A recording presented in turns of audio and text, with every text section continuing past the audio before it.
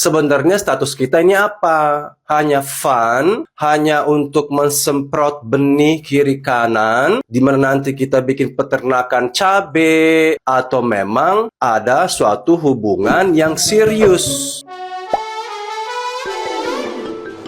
Hola netizen yang tercinta, Ferny Hassan muncul setelah dipolisikan Denny Sumargo atas dugaan pencemaran nama baik. Tantangan Ferny Hassan untuk tes DNA ulang pun diiyakan Denny Sumargo. Dalam klarifikasinya bersama Ferry Simatupang sebagai kuasa hukum, Ferny Hassan merasa tantangan tes DNA ulang yang ditulisnya tidak ditujukan untuk siapapun karena tanpa nama. Ferny Hassan juga tidak bermaksud memojokkan siapapun, apalagi mempertanyakan kevalidan tes DNA Denny Sumargo pada 2019. Ferny Hassan hanya kesal karena Denny Sumargo terus mengungkit masa lalunya dalam podcastnya. Sebagai ibu, Ferny Hassan amat concern pada mental sang putri yang sempat dikira anak Denny Sumargo. Oleh sebab itu, Ferny Hassan berharap Denny Sumargo tidak lagi membahas masa lalu itu lagi sebagai konsumsi publik. Lebih lanjut, Ferny Hassan menegaskan siap menghadapi laporan Denny Sumargo. Meski sudah klarifikasi, netizen yang berbakti tetap saja terus menghujatnya. Dalam postingan terbarunya Ferny Hassan muncul komentar-komentar baru yang menyudutkannya. Ferny Hassan diledek suka berhubungan intim dengan banyak lelaki sehingga putrinya belum tentu anak Denny Sumargo. Nah, gimana nih menurut netizen yang maha benar? Silakan berkomentar ya.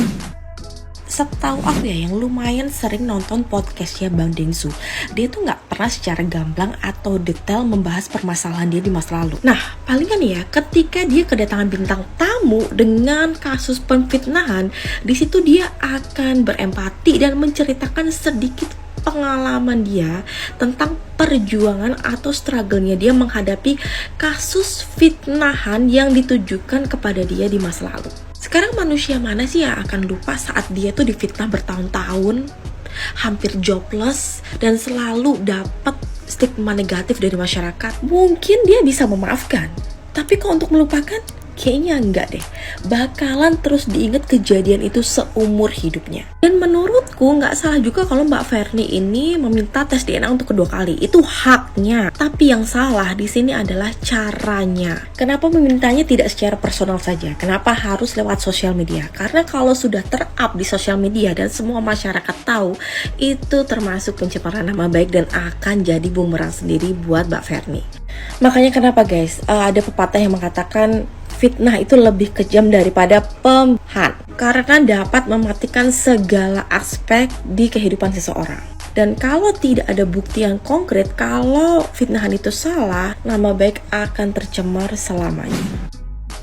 Sebenarnya gue salut banget sama Bang Denny, yang dimana mau berani melakukan tes DNA dan speak up kalau dirinya tidak merasa bersalah guys. Tapi di satu sisi gue percaya sih kalau si Ferny melakukan hal tersebut adalah sebagai bentuk kekecewaan terhadap Denny Sumargo guys, yang dimana seharusnya permasalahan itu udah kelar guys. Malah Bang Denny mengumbar kembali permasalahan itu di podcastnya guys. Dan kalian sadar gak sih kalau di antara permasalahan kalian itu ada sosok anak kecil yang lagi mantau kalian, yang sepatutnya dia itu tidak harus kena imbas dari permasalahan kalian. Apalagi yang aku dengar katanya anaknya si Ferny ini dikucilkan oleh teman-temannya guys. Nah ini nih yang gue takutin, yang kena imbasnya siapa? Anak kecil juga. Ingat loh, mental anak kecil tidak sekuat mental orang dewasa. Coba deh yuk belajar menyelesaikan masalah tanpa harus mengumbar ke media sosial. Apalagi yang aku dengar anak ini berumur 11 tahun guys, yang dimana anak ini sudah bisa memainkan gadgetnya. Maaf ya guys kalau kata-kata aku yang salah, tapi ini pendapat aku ya. Terlepas anaknya ini adalah anak sumarecon atau anak tetangga atau mungkin anak siluman, saya tidak mau bahas. Tapi yang saya mau bahas adalah bahwa jika seorang laki-laki dan perempuan berkencan dalam waktu yang lama, statusnya itu harus jelas. mungkin harus beritahu kepada sang wanita, dan wanita pun harus tanya kepada sang laki-laki, sebenarnya status kita ini apa? Hanya fun, hanya untuk mensemprot benih kiri kanan, di mana nanti kita bikin peternakan cabai, jengkol, atau kacang polon, dan nanti kita bisa ekspor benih-benih dari hasil sayur mayur itu ke luar negeri, atau memang ada suatu hubungan yang serius. Karena ya saya tidak bisa mengatakan bahwa si DJ Perni ini salah, karena kita tidak tahu apa yang pernah dijanjikan oleh Sumarecon. Mungkin Sumarecon pernah menjanjikan mungkin bahwa akan membeli kepada DJ Perni ini 2 rumah, 2 estate, 1 perumahan, 1 kompleks, namanya juga Sumarecon, right?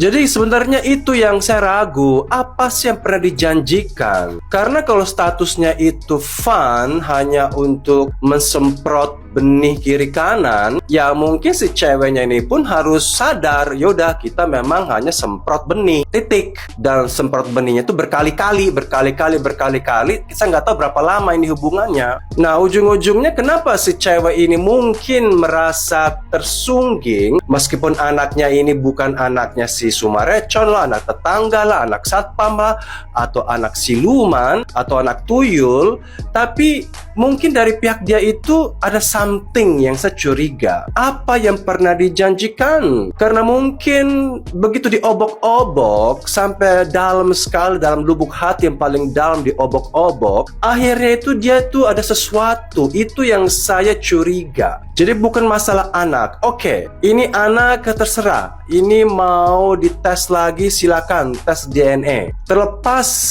ini bukan masalah kejar anak, tapi something, ya. Dan untuk urusan pencemaran nama baik digugat, apa yang baik? Karena memang itu adalah peristiwa kumpul kebo. Apa yang mau dicemarin? Oh, bahwa ini adalah anak kamu. Oh, ini bukan anak saya. Oh, ini anak siapa? Anak tetangga. Itu anak adalah anak yang diciptakan, diizinkan lahir dari Tuhan melalui kesalahan-kesalahan masa lampau dari seorang wanita atau laki-laki. Sekarang pencemaran nama baik apa? Kan memang kalau pernah kumpul sapi itu memang sudah tidak baik, ya.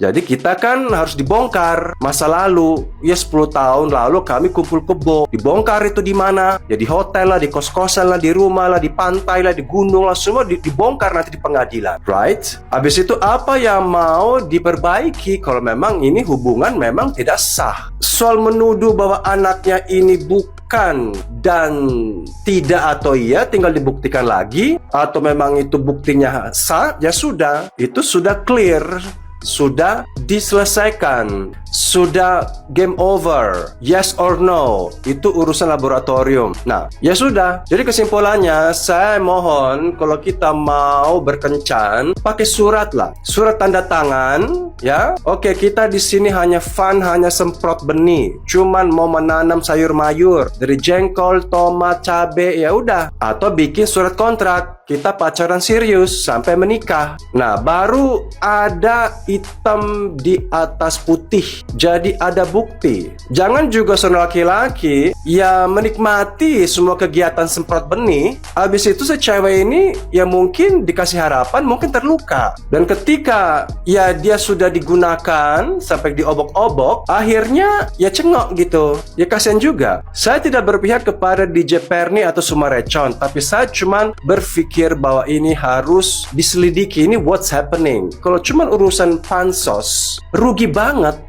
Yang rugi ini si cewek ini, si Perni sama anaknya. Itu sama aja masuk ke dalam masalah besar. Mereka itu masuk ke dalam goa. Ya dong. Untuk apa membongkar suatu aib di mana dia udah pasti tidak bisa mendapatkan uang, nggak bisa pansos, nggak bisa tenar, karena ini adalah strateginya. Kalau memang dia tahu anak ini bukan dari Sumarecon, kenapa dia menuntut? Dia merusak dirinya sama anaknya. Itu nggak mungkin, nggak masuk akal, nggak masuk akal. Jadi ada something behind this.